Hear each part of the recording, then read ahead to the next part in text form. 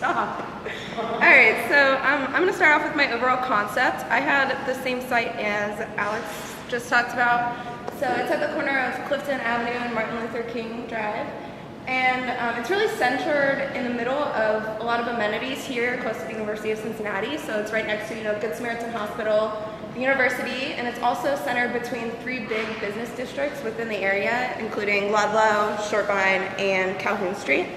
And so my big goal, overall goal, was to sort of establish an inclusive community with a range of housing types and sizes that accommodate, families, students, singles, those with developmental disabilities, that all have a range of income.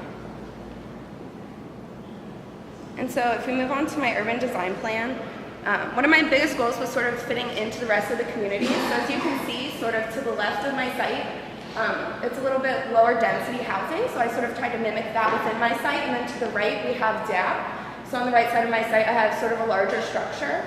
And so it serves as a transitional space in this area. A few other key points I wanted to make here is the inclusion of a convenience store that could serve DAP and the surrounding neighborhood as well as the residents, because there's not a lot of options on this side of campus for that sort of thing. Also a daycare to serve faculty, students, and anyone who lives in the community that needs that sort of service, because I feel like it's kind of lacking.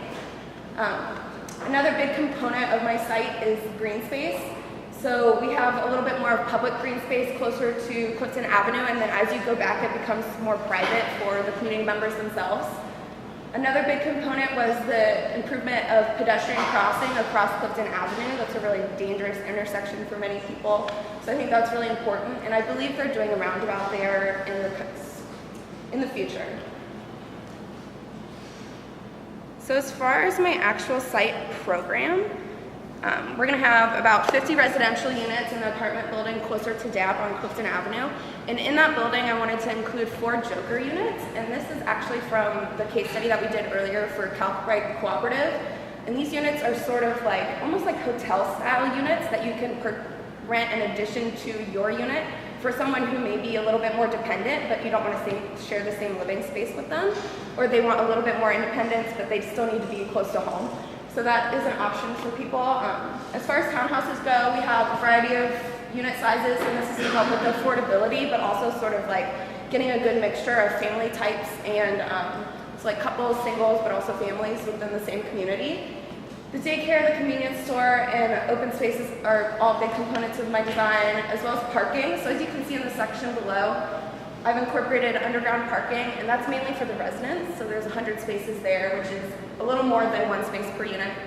And then in the actual site, there's also 12 spaces to service sort of pick-up, drop-off for the daycare and that sort of thing. So I wanted to talk about 5 principles that I sort of had when I was designing my site. So sustainability was really big, especially for affordability. The incorporation of solar panels and on-site gardens and things like that can help drive utility bills down and make the units more affordable. Diversity, the mix of housing types, helps with affordability, as well as programming for healthy living. And I also had this idea of sort of work agreements for rent reductions, so maybe gardening or doing laundry or working on-site to help reduce your rent, and that may help with the affordability aspect.